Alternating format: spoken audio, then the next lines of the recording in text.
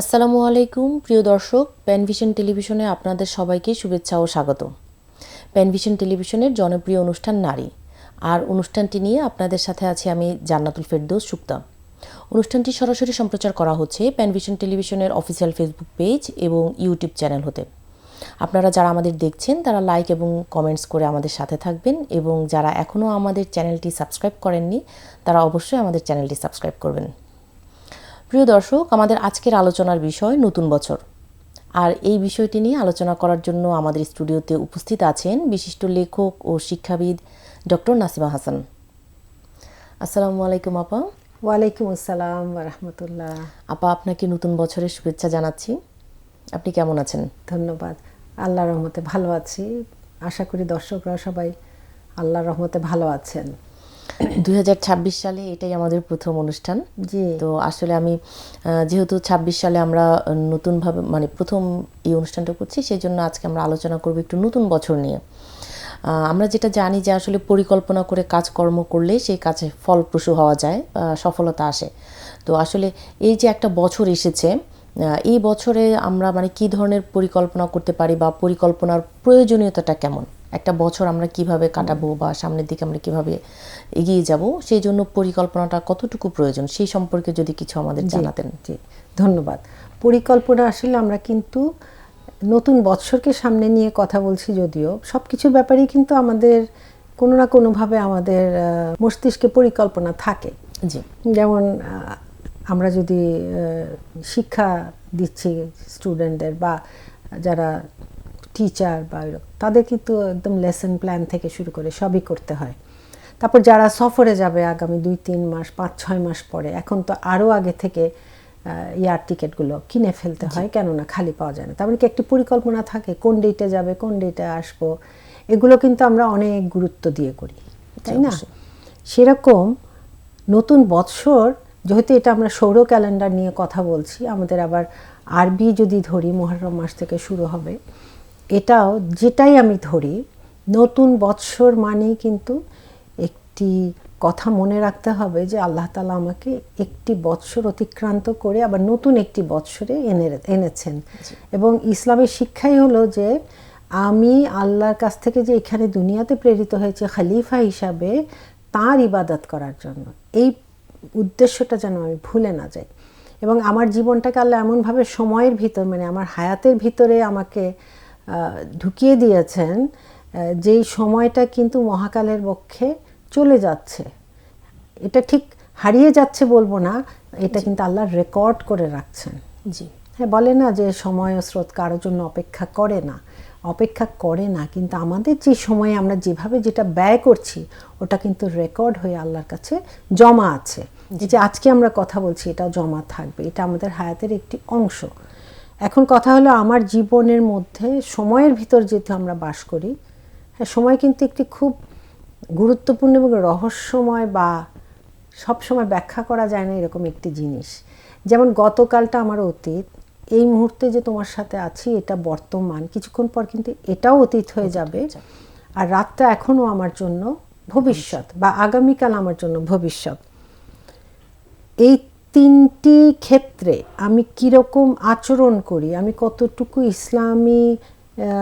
Islamic জীবনযাপনের জন্য চিন্তা করি, এই তিনটি দিয়েই কিন্তু অনেক সময় স্কলাররা বলেছেন বিচার করা যায়। যেমন অতীতের কথা যদি ধরি, আমরা যদি অতীতের কষ্টটা নিয়ে পড়ে থাকি, নতুন বৎসরে এসে গত বৎসর আমি এটা কষ্ট হয়েছে, ওটা কষ্ট হয়েছে, আমার এটা নিয়ে যদি পড়ে থাকি, তাহলে কিন্তু আমি কোনো পরিকল্পনা করেই সফল হতে পারবো না, কারণ আমি কষ্টটাকে বারবার সামনে নিয়ে এসেছি।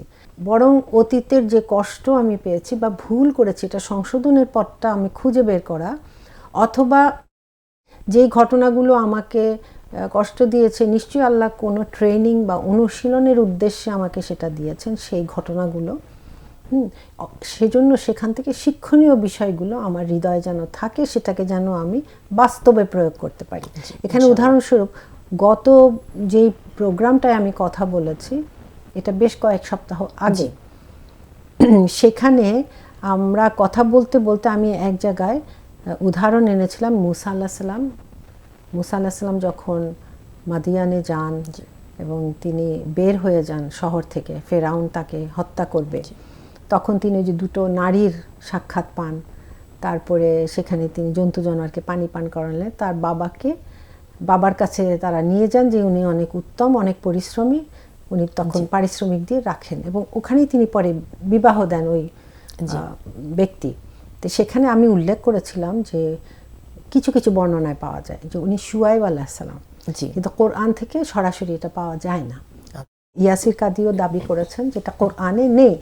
এখানে এই জিনিসটি আমি সংশোধন করছি। আমি খুব দুঃখিত যে আমি এটা উল্লেখ করা উচিত ছিল যে এমনি বর্ণনায় পাওয়া যায়, কিন্তু কোরআনে সরাসরি কোনো বর্ণনায় এটা পাওয়া যায় না। এই সংশোধনটা আমার কিন্তু গত বছরেরটা আমি এখন করছি, আমার সুযোগ এসেছে। এটা হলো একটি ছোট্ট উদাহরণ। হ্যাঁ, এতে লজ্জার কিছু নেই সংশোধনের জন্য, কারণ এতে কিন্তু আমি সামনের দিকে এগুলাম। আর আরেকটি ব্যাপার হলো যে ভবিষ্যৎ নিয়েও যেন আমরা বেশি চিন্তা না করি। অতি চিন্তা আমাদেরকে আতঙ্কে নিয়ে যায়, শঙ্কায় নিয়ে যায়। আল্লাহ তো বলেছেন ইন্নাল্লাহ মা'ানা, নিশ্চয়ই আল্লাহ আমাদের সাথে আছেন। এটা রাসূলুল্লাহ সাল্লাল্লাহু আলাইহি ওয়াসাল্লাম কখন বলেছিলেন?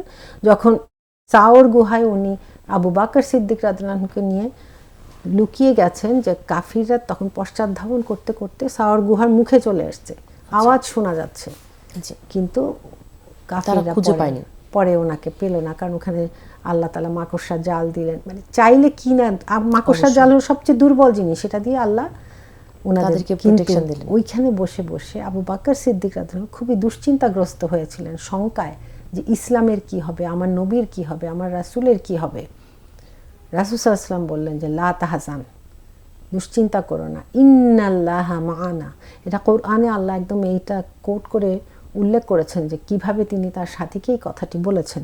এটা আমাদের জন্য প্রযোজ্য। হ্যাঁ, যে বেশি শঙ্কা করলে আমরা কিন্তু এমন ভয়ে থাকবো যে আমাদের বর্তমানটাই নষ্ট করে ফেলবো, কারণ বর্তমানটাই হলো আমার আমল করার সময়। জি, অতীত নয়, ভবিষ্যৎ নয়। ভবিষ্যতে আমি প্ল্যান করতে পারি। এই জন্য প্ল্যানের কথাটা আমি জরুরিয়াতটা এই জন্য বোঝাতে চেষ্টা করছি যে কেন আমি আসলে পরিকল্পনাটা করব। সবসময় পরিকল্পনা করলেই যে আমি সেটা করতে পারবো তা নয়, কিন্তু আল্লাহকে সামনে রেখে আমি যদি পরিকল্পনাটা করি নতুন বছরের জন্য, তাহলে হয়তো অনেক কিছুই করতে পারবো, হয়তো কিছু পারবো না, কিন্তু আমার নিয়তটা যদি পরিষ্কার রাখি যে আল্লাহর সন্তুষ্টির জন্য আমি এই পরিকল্পনাগুলো করছি এবং আমি এটা বাস্তবায়ন করার চেষ্টা করব, তাহলে দেখা যায় যে হয়তো 60-70% আমি করতে পারবো, বাকিটা হয়তো পারলাম না। আল্লাহ তখন আমাকে মাফ করে দেবেন, কিন্তু পরিকল্পনা রাখাটা জরুরি। কাজেই এই জন্য আমি বলছি যে আমাদের সবাইকেই মাথায় এটা রাখতে হবে, কেননা প্রত্যেকটি বছরে কিছু খুব গুরুত্বপূর্ণ সময়ও যায়, যেমন রামাদান যায়, ঈদুল আজহা, ঈদুল ফিতর, তারপরে আমরা যে জাকাত হিসাব করব, জাকাত দিব, কোথায় দিব, কাকে দিচ্ছি, যাকে দিচ্ছি সেটা সঠিকভাবে ব্যবহৃত হচ্ছে কিনা, এগুলো খবর নেওয়া। কাজে এটা কিন্তু পরিকল্পনাটা আমাদের করতেই হবে ইনশাআল্লাহ। এবং এটা আমাদের এই জন্য করতে হবে যাতে আমরা আল্লাহর কাছে হিসাবটা সহজভাবে দিতে পারি। অবশ্যই। আর এই যে আজকের দিন, এটা নিয়ে একটি হাদিসই আছে যে দিনটি আমি পেয়েছি আজকে সকালে, আল্লাহ আমাকে ঘুম থেকে উঠিয়েছেন। ঘুমটা আমরা জানি ছোট মৃত্যু, জি, বলা হয় ছোট মৃত্যু, এবং ওই সময় আল্লাহ রহমত এবং উনি চান বলেই আমাদের রুহটাকে আবার ফেরত দেন, তখন আমরা ঘুম থেকে উঠি, নইলে তো রুহটাকে নিয়ে নেন তখন ঘুমের সময়। এবং খুব সুন্দর করে আল্লাহ দোয়াও শিখিয়েছেন আল্লাহ রাসূলের মাধ্যমে। হ্যাঁ, তো এই যে আমরা উঠলাম, একটি হাদিসে আছে যে প্রত্যেকটি নতুন দিন এভাবে বলে, ফেরেশতারা বলেন যে আমি একটি নতুন দিন, আমি একটি নতুন দিন, আজকের দিন ছাড়া তোমার সাথে আমার আর কখনো দেখা হবে না হাসরের ময়দান ছাড়া। অর্থাৎ এটাকে তুমি উত্তমভাবে ব্যবহার করো, কারণ আমি জানি না যে আগামীকাল আমি বেঁচে থাকবো কিনা। কাজে যেই দিনটি আমি পাচ্ছি আমি যেন তাকে উত্তমভাবে ব্যবহার, মানে উত্তম আমল করে যেন শেষ করতে পারি, এবং সেই আমলের মধ্যে সবচেয়ে বেশি গুরুত্ব পাবে আল্লাহর দেওয়া ফরজ জিনিসগুলো, তারপরে নেক্সট যেগুলো ফরজ, তারপরে আরও পরে পরে পরে। কিন্তু এখানে মনে রাখতে হবে, যখন আমরা অফিস বা ওই ধরনের কোনো কাজ করি সেখানে সময়টা সঠিকভাবে দেওয়াটাও ফরজ। অবশ্যই। হ্যাঁ, কেননা আমি যদি ফাঁকি দেই, দুর্নীতি করি, তারপরে 3 ঘন্টার জায়গায় 1.5 ঘন্টা করে ভান করলাম অফিসে আছি কিন্তু কাজ করলাম না, এখানে ফোন করছি, ওইটা করছি। যেমন একজন স্কলার খুব সুন্দর করে বলেছিলেন যে তোমাকে হয়তো আধা ঘন্টা তোমার অফিস তোমাকে ছুটি দেয় লাঞ্চ এবং নামাজের জন্য, তো তুমি ইচ্ছা মতো লাঞ্চ করে নামাজ পড়ে নফল নামাজ পড়ছো, কিন্তু ওই আধা ঘন্টা অনেক আগেই শেষ। ওই নফল নামাজ তোমার এখন প্রয়োজন নেই, কারণ তোমার প্রতিটা মিনিট তোমার অফিস তোমাকে ওই সময় পয়সার বিনিময়ে কিনে নিয়েছে, ওই পয়সাটা তোমার হালাল হবে না। এইভাবে একটি মুমিনকে চিন্তা করতে হবে অবশ্যই। এবং সেই নতুন বছরে এসে আমরা যাতে এটা নিজেকে নিজে বলতে পারি যে আমি আসলে নিজেকে এভাবে তৈরি করছি কিনা। হতে পারে গত বছর আমি তৈরি ছিলাম না, তাই না, কিন্তু এখন তো করতে পারি, এখনো তো বেঁচে আছি, দেরি হয়নি। মানে আমি যদি মনে করি এত দেরিতে করব, এটা আল্লাহর সাথে আমার সম্পর্ক, তাই নয় কি? যেমন 2000 সাল যখন আসছে, আমরা তখন বেঁচে ছিলাম এবং এখনও আল্লাহর রহমতে আছি।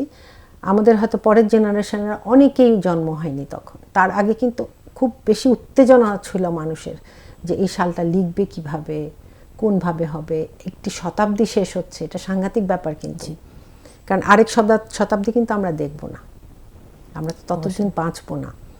আরেক শতাব্দী শুরু হবে, তারপরে সেদিন না জানি কেমন হবে, সব কিছু অফ হয়ে যাবে কিনা। এই যে ব্যাপারটি, তারপরেও কিন্তু 26টা বছর চলে গেছে, এখন 2026। তো পিছনে ফিরে তাকালে আল্লাহর কাছে শুকর করা উচিত যে এই 26টা বছরও তো আমি বেঁচে আছি। আর যারা জন্ম নিয়েছে পরে পরে পরে, তারাও আলহামদুলিল্লাহ বেঁচে আছে। আজ থেকে 100 বৎসর পর এই মুহূর্তেও যারা জন্ম নিয়েছে তারাও বেঁচে থাকবে না, সম্ভাবনা খুবই কম। আমার নাম নেয়ার কেউ থাকবে না। তাহলে নতুন বছরের পরিকল্পনা তো ওইভাবেই করতে হবে যে আমি হয়তো চলে যাব, কিন্তু আমার আমল নামা যেন আল্লাহর কাছে আমি সহজভাবে দিতে পারি। কারণ আমার নাম তো পৃথিবী থেকে এমনিও মুছে যাবে, অমনিও মুছে যাবে। হয়তো ভালো কিছু করে গেলে সদকায়ে জারিয়াত, ওই জারি থাকার মতো কাজগুলো জারি থাকতে পারে, তাও কতদিন আমরা জানি না। কাজে কেন নয় যে আমরা আল্লাহর দিকেই ফিরে আসবো, আল্লাহকে উত্তম ঋণ দিব, যেটা কোরআনে আল্লাহ বলছেন যে দান সাদাকার কথা, মানুষকে মোট কথা সমাজ কল্যাণমূলক, জনকল্যাণমূলক কাজ করা, এগুলো করতেই হবে আমাদের। শুধু নামাজ রোজা করেই পার হয়ে যাব এটা যেন না ভেবে বসি। তা আল্লাহ আমাদেরকে তৌফিক দিন। এই নতুন বছরে আমরা অবশ্যই পরিকল্পনা করব, এই জন্য যে সবারই খুব ব্যস্ততা যাবে, যে যেরকম অন্য বছরগুলো, এই 26টা বছর যারা 2000 সালে দেখেছি সেই উত্তেজনাময় নতুন শতাব্দী, তারাও কিন্তু এই 26টা বছর যদি আমরা যারা বেঁচে আছি, এটাও একটি বিশাল ব্যাপার যে আল্লাহ হায়াত দিয়েছেন এতদিন, আর কতদিন দিবেন আমরা জানি না, কোনো কিছুই গ্র্যান্টেড না। কাজে তৈরি হয়ে নেই জান্নাতে যাওয়ার জন্য, কতটুকু আগাচ্ছি, প্রতিদিনই আগাতে হবে ইনশাআল্লাহ। অবশ্যই। ধন্যবাদ আপা খুব সুন্দর আলোচনা করার জন্য। আমি আরেকটু জানতে চাইবো, এই যে আমাদের যে আসলে পরিকল্পনাটা কতটুকু প্রয়োজন সেটা আপনি আলোকপাত করেছেন। এখন যদি একটু বলেন যে আসলে পরিকল্পনাটা আমরা কিভাবে করব বা কিভাবে করতে পারি, আচ্ছা, সে সম্পর্কে একটু ধারণা দিলেও দেখা যাবে যে যারা প্ল্যান করতে চাচ্ছেন তাদের জন্য সুবিধা হবে। জি, এটা পরিকল্পনা আসলে যে যার মতো তো করতে পারেই, তবে অবশ্যই ইসলামিক্যালি এটা চিন্তা করাটা খুব জরুরি। কেননা আমার অন্যান্য কাজ যেগুলো বেসিক দায়িত্বের মতো করতে হয় ওটা তো করতেই হবে, কিন্তু তারপরে মাঝখানে আমাকে ঢুকাতে হবে আমার এই পরিকল্পনাগুলো। হ্যাঁ, তার মধ্যে হলো কি যে প্রথম আমার প্রায়োরিটি পাবে আল্লাহর সন্তুষ্টি অর্জন, এটা আমি করছি কিনা। এখন সন্তুষ্টি অর্জনের জন্য আমার যা যা করার সেগুলো আমি করছি কিনা। এবং এখানে খুবই গুরুত্বপূর্ণ ব্যাপার হলো যে কোরআনের সাথে আমার সম্পর্ক, কোরআনের সাথে আমার পরিবারের সম্পর্ক, কোরআনের সাথে ঘরের যে শিশু কিশোর আছে তাদের সম্পর্কটা কীরূপ হচ্ছে, এটা কিন্তু আমাদের খেয়াল করতে হবে। কারণ কোরআনের সাথে আমাদের সম্পর্কটাই নির্ণয় করে যে আল্লাহর সাথে আমার সম্পর্কের গভীরতা কতখানি।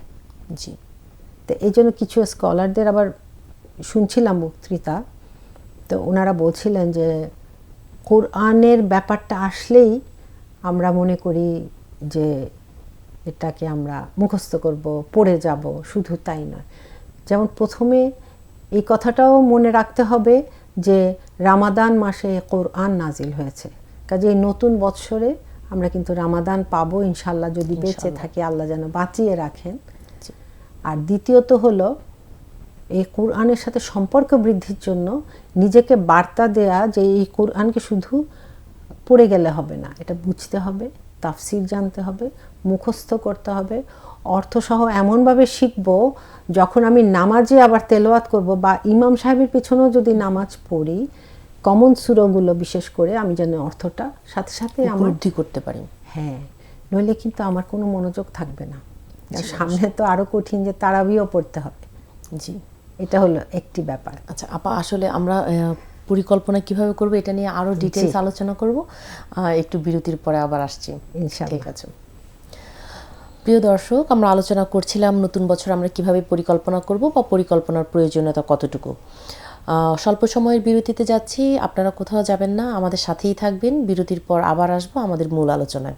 আসসালামু আলাইকুম ওয়া রাহমাতুল্লাহ। আসসালামু আলাইকুম প্রিয় দর্শক, বিরতির পরে আরও একবার স্বাগত জানাচ্ছি আমাদের নারী অনুষ্ঠানে।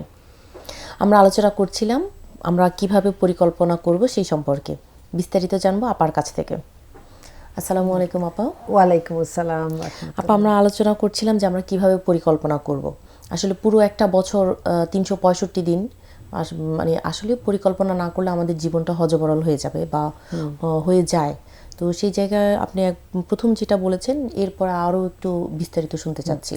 আমরা যে কোরআনের সাথে আমাদের সম্পর্ক নিয়ে কথা বলছিলাম, এটা আসলে সব সময় একটি বলবো কি, এটা মনিটর করার জিনিস যে কোরআনের সাথে আমার সম্পর্কটার গভীরতা বাড়ছে কিনা, অথবা আমি যেটা পড়লাম সেটা আমার মনে গেঁথেছে কিনা, এবং সেটা অনুযায়ী আমি চিন্তা ভাবনা করে আমলে যাচ্ছি কিনা। হ্যাঁ, তো এগুলো খুব জরুরি, কেননা এটা তো একটি সাধারণ বই নয় যে বইটা পড়ে আমি বন্ধ করে দিলাম বাস আমার কাজ শেষ, এটা নয়। কিন্তু এই কিতাব তো আমাকে কিছু দায়িত্ব দেয়, কিছু চিন্তার খোরাক দেয়, আমার আচার আচরণকে সংশোধন করে, সেগুলো হচ্ছে কিনা। কাজে ওই পরিকল্পনা আমার রাখতে হবে যে কোরআনকে আমি শিখব। একজন স্কলার এভাবে বলেছেন যে এই শিক্ষার মধ্যে উনি মনে করেন যে সে কোরআন তেলাওয়াত করবে, অর্থ পড়বে, তাফসির পড়বে, ব্যাখ্যা পড়বে, শুনবে, মুখস্থও করবে। কেননা একটা প্রশ্ন এসেছিল ওনার কাছে যে আমি মুখস্থ করব নাকি পড়ব। উনি বলেছেন কোনোটার চেয়ে আলাদা নয়, বরং অনেক তাফসিরে উনি নিজেই বলছেন যে এই তাফসিরটি যখন আপনারা শুনবেন, এই সূরাটা যদি মুখস্থ করে আসেন তাহলে এটা তাফসির বুঝতে অনেক বেশি সহজ হবে। এখন যারা কোরআনের অনেক গভীরে ঢুকেছেন তারাই কিন্তু এটা বুঝতে পারেন। আমাদের হয়তো মনে হচ্ছে এটা তো একটা বোঝা যে আমি এতগুলো সূরা মুখস্থ করব, কিন্তু আসলে ব্যাপারটা কিন্তু সেরকম নয়। যখন কেউ শুরু করবে আল্লাহ তাআলা তখন তার জন্য সেটা সহজ করে দিবেন। তো কেন নয়, এখন যেই মাসটা, এই মাসটাকে আমরা একটা নাম দিতে পারি যে আমপারা মুখস্থের মাস, বা বাকারার এতটুকু আয়াত মুখস্থের মাস। হ্যাঁ, বা পুরো বছরটা জুড়েই বাকারা মুখস্থ করলো কেউ, হতে পারে এটা অনেক বড় সূরা, এর চেয়ে ছোট সূরা নিন।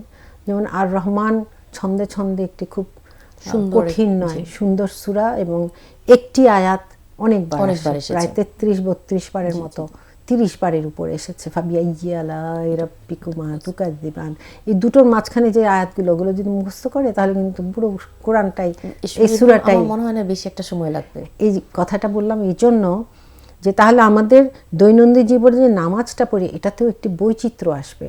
কোনোদিন তুমি কুল হুয়াল্লাহু আহাদ পড়লে, কোনোদিন কিন্তু আর রহমান পড়লে, কোনো ওয়াক্তে এটা, কোনো ওয়াক্তে ওটা। এই নয় যে ছোট সূরাও ভুলে যাব, তা নয়। এটার সাথে মিলিয়ে আমরা যে সূরাগুলো মুখস্থ করি ওগুলো যদি আবার নামাজে পড়তে থাকি তাহলে কিন্তু আমাদের অনেকখানি চর্চাও হয়ে যায়। তো এইভাবে যে পুরা সূরাটা পড়তে হবে এমন কথা নেই, কিছু আয়াত পড়লাম। তো আমি এইগুলো জাস্ট এক্সাম্পল দিয়ে বোঝানোর চেষ্টা করছি যে আমাদের প্রচেষ্টাটা থাকতে হবে। এই প্রচেষ্টার উপরেই কিন্তু আল্লাহ আমাদেরকে মার্ক দিচ্ছেন। ওই প্রচেষ্টা যখন থাকবে না তখন কিন্তু আমি পরের দিন আবার পিছিয়ে যাব। কাজে আমি সামনে আগাচ্ছি কিনা, যেটা নাকি আল্লাহ বলেছেন যে জান্নাতের দিকে তুমি ক্ষিপ্রভাবে এগিয়ে যাও, দৌড়াও জান্নাতের দিকে, যার পরিব্যাপ্ত হয়ে আছে আকাশ ও জমিন পর্যন্ত। মানে আমরা জানি না যে এটা কত বড় জান্নাতটা, সেদিকে তোমরা আগাও, দৌড়াও। অর্থাৎ থেমে থাকার কোনো সুযোগ নেই। পড়ে গেলে আবার উঠে দাঁড়াতে হবে। মুমিন তো পড়ে যেতেই পারে, মুমিন পড়ে ব্যথা পেতে পারে, কিন্তু এর অর্থ এটা নয় যে পড়ে গেলে সে ওখানেই বসে থাকবে, ব্যথা পেলে সে ব্যথাটা নিয়ে চুপ করে থাকবে। এবং আসলে একটা কথা আছে যে মুমিন কখনো হতাশ হয় না। এবং আমরা জানি যে সূরা তোহাতে এসেছে যে আল্লাহ নিশ্চয় আল্লাহর সাহায্য তো আসবেই। সূরা দুহাতে এটা আছে যে বলা আখিরাতু খায়রুল লাকা মিনাল উলা, নিশ্চয়ই তোমার পরবর্তী সময়টা, জীবনটা এই সময়ের চেয়ে উত্তম। সেটা আখিরাতও হতে পারে, আমার সামনের দিনগুলোও হতে পারে। কাজে এটা আমরা জানি না বলেই কিন্তু আল্লাহর কাছে চাইবো আমরা, তাই না? কাজে এখানে আবারও খুব জোর দিচ্ছি যে সামনে রামাদানও আসছে, আমরা যেন এই রামাদান মাসটা যে গুরুত্ব পেয়েছে কোরআনের জন্য, আমি যদি কোরআন জানি তাহলে আমারও গুরুত্ব আল্লাহর কাছে বাড়বে, আল্লাহর সাথে সম্পর্ক গভীর হবে। ওই চিন্তা থেকে আনন্দিত হয়ে যেন আমরা এই কোরআনের চর্চা, যেভাবে স্কলাররা বলছেন যে মুখস্থ করা, তাফসির পড়া, রিডিং পড়া, অর্থসহ পড়া, বুঝে বুঝে পড়া, নামাজে সেটা আবার চর্চা করা, এগুলো যেন আমরা করতে পারি এবং ফ্যামিলিকেও যেন আমরা এটা ইনভলভ করে করতে পারি। হতে পারে নাস্তা খেতে খেতে সবাই খাচ্ছে, বসেছে, বা বিশেষ করে রাতের খাবারে একসাথে হওয়ার সম্ভাবনা থাকে, যে স্কুল থেকেও যারা এসছে তারা বিকালে পড়াশোনা করে বসলো, তখন একটি ছোট্ট আয়াত নিয়ে কথা বলা, কারো উপরেই কোনো বোঝা মনে করলো না। অনেকে আবার খুব সচেতন যে আমাকে তো সব কোরআনের কথা শুনিয়ে দিচ্ছে। ফ্যামিলিতে কিন্তু অনেক রকম মানুষই থাকতে পারে যে ইচ্ছা হয় না, এগুলো কি বলে মা, হ্যাঁ উনি সময় পেলেই শুধু এগুলো বলতে থাকে। তো এমনভাবে বলা যাতে তাদের আনন্দও লাগে, একটু নতুনত্বও লাগবে, ওরকম কিছু পিক করে তাদেরকে বলা ইনশাআল্লাহ। আরেকটি হলো নিজের আত্ম উন্নয়ন, আত্মশুদ্ধি, এটা প্রচেষ্টা করতেই হবে। এটার জন্য আল্লাহ জিকির, দান সাদাকা, তারপর মানুষের প্রতি হিংসা, প্রতিহিংসা, বিদ্বেষ, ঘৃণা, এগুলোকে একদম ঝেড়ে ফেলা। এটা আমরা নিজেরাই বুঝবো আমার মধ্যে কি হিংসা কাজ করছে, কারো ভালো দেখে কি আমি কষ্ট পাচ্ছি, আমার কি মনে হচ্ছে যে ও এটা কেন পেলো আমি কেন পেলাম না, এইটা আমার মনে আসছে, অথবা ওর ছেলে এই রেজাল্ট করলো, আমার ছেলেও কিন্তু সেম রেজাল্টই করেছে, কিন্তু ওরটা কেন করলো আমার ভালো লাগছে না। অর্থাৎ একই জিনিস পেলেও কিন্তু আমি ভাবছি ও পাওয়া উচিত না। এই যে ব্যাপারগুলো, এগুলো যদি আমার মধ্যে থাকে, এটাই কিন্তু এক ধরনের হিংসা, জেলাসি। এটা থেকে মানুষের মনটা কিন্তু কলুষিত থাকে, আমার কিন্তু শান্তি থাকবে না তখন। আরেকটি হলো কেউ আমাকে কষ্ট দিয়েছে, আমি তাকে মাফ করতে পারছি না। তো বলা হচ্ছে যে এই যে কোরআনে হাদিসে মাফ করে দাও, মাফ করে দাও, এটা একটা ঔষধের মতো কাজ করবে যখন আমি তাকে মাফ করতে পারবো। কেননা মাফ করতে না পারাটা আমার ভিতরে ক্ষত সৃষ্টি করে। আমি প্রতিদিন আমার ভেতরটা কাঁদছে, ক্রন্দন করছে, তো এটা একটা ক্ষত নয় কি? আমি তো শান্তি পাচ্ছি না। সম্ভব হলে মাফ করে দেয়া, এই প্র্যাকটিসগুলো নতুন বছরে আমরা আসুন সবাই শুরু করি। এটা কঠিন, হ্যাঁ। কেউ আমার হক মেরে দিয়েছে, কেউ আমাকে ঘর থেকেই বের করে দিয়েছে, তাকে আমি মাফ করে দেব? কখনো না। কিন্তু এক সময় মাফ করতে হবে। হয়তো এটা আমার হাত পা বাঁধা, এই মুহূর্তে আমাকে হয়তো আল্লাহ এমন জায়গায় নিয়ে গেছেন যে ওই জায়গায় আমাকে আর যেতেও হচ্ছে না, ওটার আমার প্রয়োজনও নেই, কিন্তু ওই যে আমাকে কষ্ট দিয়েছে আমি ভুলতে পারছি না। এগুলো আসলে আল্লাহ তাআলা, আল্লাহর রাসূল বলেছেন যে যত দূর সম্ভব মাফ করে দেওয়া, এবং প্রতিশোধ নিলে গেলে অবশ্যই তো লিমিট ক্রস করা যাবে না, হ্যাঁ সেটাও জায়েজ আছে, কিন্তু লিমিটের ভেতর। এবং আসলে আমি যতটুকু জানি যে সূরা ইউসুফের একটা আয়াত আছে যে মানে যদি কেউ কষ্ট দেয় সেই আয়াতটা পড়লে আমাদের কিছুটা মানে হিলিং হয়, হ্যাঁ, যে কলা ইন্নামা আশকু বাসি ওয়া হুজনি ইলাল্লাহি ওয়া আলা মিনাল্লাহি তাআলা। এই আয়াতটা পড়লেও যে মানে যে তোমার আপন কেউ হয়তো বা তোমাকে কষ্ট দিয়েছে, বা তোমার গোত্রের কেউ তোমাকে কষ্ট দিয়েছে, তুমি এটা পড়তে পারো, মানে এটা কিছুটা হিলিং হয়। আসলে আমরা তো কাউকে অভিশাপ দিয়ে হচ্ছে যে কোনো সমাধানে যেতে পারি না। আর ওই সূরাটাই তো আমাদের শেখায় ওনার পিতা যেভাবে সবর করেছিলেন, বা ইউসুফ আলাইহিস সালাম যেভাবে দৃঢ় চিত্তে আল্লাহ তাআলার এই কঠিন কঠিন পরীক্ষাগুলো পার হয়ে যাচ্ছিলেন, যেখানে ওনাকে নিজের ভাইয়েরা, এটাই তো কষ্ট যে ঘরের মানুষেরা ওনাকে কূপে ফেলে দিল, যে যাতে সে আর পরিবারে ফেরতই আসতে না পারে। হ্যাঁ, কঠিন নয় কি? কিন্তু পরে উনি মাফ করে দিলেন। আমি যত সহজে বলছি সবার জন্য ব্যাপারটা সহজ নয়, কিন্তু এটা খুবই বড় একটি অনুশীলন বা চর্চার বিষয়, যেটা করলে আমরা শান্তিতে থাকবো। জি, এটা আমি শান্তিতে থাকার জন্য, আমি যদি আমার মনকে সেভাবে তৈরি করতে পারি, অন্যকে মাফ করে দেই, তাহলে কিন্তু আমি শান্তিতে থাকবো, আল্লাহকে আরও বেশি ডাকতে পারবো ইনশাআল্লাহ। এবং আল্লাহর কাছে চাওয়া যে আল্লাহ তুমি আমার ভেতরে ক্ষতটা সারিয়ে দাও, আমি যেন মাফ করতে পারি। তারপর দান সাদাকা তো আছেই, জাকাত সঠিকভাবে আদায় করা, এটার পরিকল্পনা করতে হবে কিন্তু অবশ্যই। হ্যাঁ, জাকাতটা আমি সঠিক দিচ্ছি কিনা, আমার যতটুকু সঞ্চয় আছে সেই সঞ্চয়টা হিসেব করে দিচ্ছি কিনা। আমরা অনেকেই আছে হালকাভাবে একটা হিসাব করে দিয়ে দিলাম, হয়তো দেখা গেল যে জাকাতটা আসলে কম দিয়েছি। বেশি দিলে ক্ষতি নেই, বা এমনও হতে পারে যে ঠিক জায়গায় দেইনি, হ্যাঁ ঠিক ওটা পাত্রে দিলাম খোঁজ না। খবর নিয়ে, কাজে কমও যেন না দেয়। বেশি গেলে অসুবিধা নেই, ওটা তো আল্লাহ দান হিসাবে নিয়ে নেবেন, কিন্তু কম যেন না দেয়, কারণ ওটা অন্য বান্দার হক। অবশ্যই যে নাকি দুর্দশাগ্রস্ত আছে তাদের হক আমার কাছে দেয়া হয়েছে, ওটা তো তাকে আমার দিয়ে দিতেই হবে, তাই না? এই জন্য এই জায়গায় আমাদের স্মরণীয় হলো সূরা ওয়াকিয়াতে আল্লাহ তাআলা বলেছেন যে যখন হাসরের ময়দানে, এই যে কিয়ামত হবে, হাসরের ময়দান হবে, সেখানে মানুষ 3 দলে বিভক্ত হবে। সাবেকুন অগ্রগামী, হ্যাঁ, ডান দিকের দল আর বাম দিকের দল। বাম দিকেরটা তো বুঝতেই পারা যাচ্ছে, যাদের আমল নামাটা খারাপ। আর সাবেকুন হলো যারা অগ্রগামী এবং তারা আল্লাহর নৈকট্য প্রাপ্ত হবে। এখন এই 3টি দলের বর্ণনা আল্লাহ এই মুহূর্তে আমাদের কোরআনে দিয়ে রেখেছেন। যারাই আমরা জন্মেছি, আরবি শিখেছি, বাংলা সহ পড়ছি, তারা কিন্তু বারবার দেখছি এই আয়াতগুলো। এখন আমরাই ঠিক করি তাহলে ডানে যাব না বামে যাব, নাকি অগ্রগামী, নাকি অগ্রগামী হব। এত সুন্দর আয়াতগুলো, ওই সাবেকুন এই শব্দগুলো যখন পড়ি আমার আবু বকর সিদ্দিক রাদিয়াল্লাহু আনহুর কথা মনে পড়ে, কারণ উনি সব কিছুতে অগ্রগামী ছিলেন। আল্লাহ রসুল বলা মাত্র উনি সব কিছু করার জন্য হাজির হয়ে যেতেন। সেটা যদি হয় যে একদম কিছুই নেই ঘরে, সেই রকম অবস্থাতেও উনি চলে যেতেন। তো এই সাবেকুন বা আল্লাহর নৈকট্য প্রাপ্ত হওয়া তো সহজ ব্যাপার নয়, কিন্তু সেভাবে মন মানসিকতা মানুষই তৈরি করতে পারে, তাই নয় কি? কাজেই আমরা এই দল কোন দলে যাব এটা যেন আমরা ঠিক করে নিই। যখন কোরআন পড়ি এই জন্যই বলছি চোখ কান খোলা রেখে যেন পড়ি। আমি তোতা পাখির মতো আউড়ে গেলাম, তারপর কোরআনটা বইয়ের মতো বন্ধ করে রেখে দিলাম। এটা এরকমও হয় যে কোরআন পড়লাম, বন্ধ করলাম, পর মুহূর্তে মনেই করতে পারছি না কোন সূরাটা পড়েছে। তখন নিজেকে নিজে আমি ধিক্কার দিই যে এটা কী হলো, এত দ্রুত শয়তান মানুষকে মানে ভুলিয়ে দেয়। কারণ এটা কিন্তু আছে যে শয়তান খুব দ্রুত মানুষকে কোরআনকে ভুলিয়ে দিতে চেষ্টা করে। মানে এটা যখনই হয় আমি খুব বুঝতে পারি যে আসলে কোরআনের সাথে সম্পর্কটা আমার কত ঢিলেমিতে যাচ্ছে। সূরার নাম বা নাম্বার কোনোটাই মনে করতে পারি না। তো এটা যদি আমরা যাচাই করি এরকম ছোট ছোট ছোট ছোট ঘটনা দিয়ে, তাহলে কিন্তু বুঝতে পারবো যে আমরা আসলে কি করি। আমাদের কত সচেতন হতে হবে ইনশাআল্লাহ। তো এইভাবে আমি বললাম যে এই জন্যই পরিকল্পনাটা আমরা করব যে আমার মধ্যে যদি খারাপ গুণ, খারাপ দোষ থাকে সেটাকে সরিয়ে ফেলবো, সচেতনভাবে সেটা নিয়ে আমি কাজ করব।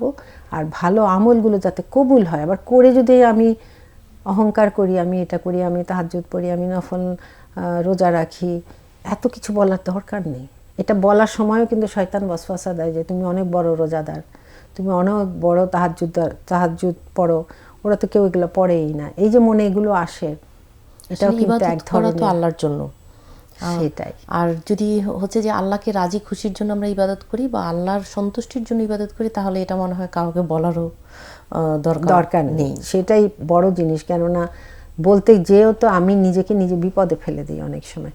কাজে আসুন আমরা যত নেক আমল করতে পারি সেটা করতে থাকি। কারণ ওয়াল আসর ইন্নাল ইনসানা লাফি খাসর, সময়ের কসম নিশ্চয়ই মানুষ ক্ষতির মধ্যে রয়েছে। রেহাই পাবে শুধু তারা যারা ঈমান এনেছে, নেক আমল করেছে। তারপর তো আচ্ছা আয়াতে পরস্পরকে হকের উপদেশ দেয় এবং পরস্পরকে সবরের উপদেশ দিয়েছে। তো এগুলো আমরা করছি কি না, কারণ সময় কিন্তু বয়ে যাচ্ছে। জি। এবং আরবি একটি প্রবাদ আছে, সময় হলো তলোয়ারের মতো। তলোয়ার তো খুব ধারালো হয়। তুমি না চাইলে, মানে তুমি এটাকে যদি ব্যবহার না করো, সে তোমাকে এমনিও কেটে ফেলবে। তো কেন নয় যে তুমি নিজেই কাটো, অর্থাৎ সময়টাকে তুমি নিজে কাটো, মানে তুমি উত্তমভাবে এটাকে ব্যয় করো। আর তলোয়ার কেটে ফেলা মানে তোমার সময়টা আসলে অপচয় করে চলে গেল। কারণ এটা এমনিও বয়ে যাবে সময়, অমনিও বয়ে যাবে। এটা যেন সেটা না হয় যে অলস সময় কাটিয়ে আমি নষ্ট করলাম, তাই না? আপা, আমরা আসলে অনুষ্ঠানের একদম শেষ পর্যায়ে চলে এসেছি।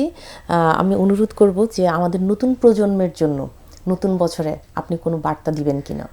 নতুন প্রজন্মের নতুন বছর আমি বলবো যে এই মুহূর্তে সবচেয়ে দরকার সততা, দুর্নীতির বিরুদ্ধে কথা বলা, এবং আমি বলবো যে আরেকটি যে খুব ডাইনামিক নেতৃত্বসুলভ গুণাবলী নিয়ে যাতে আমাদের জেনারেশনটা গড়ে ওঠে, এটা খুবই জরুরি। এখন আন্তর্জাতিক রাজনীতি, আন্তর্জাতিক প্রত্যেকটি দেশের অবস্থান, এটা কোনো কিছুতেই অনেক সময় আমরা হয়তো সততা এবং সত্যবাদিতা, নৈতিকতার ছোঁয়া দেখতে পাচ্ছি না। হতাশ হওয়ার কিছু নেই, এটিই পরীক্ষা।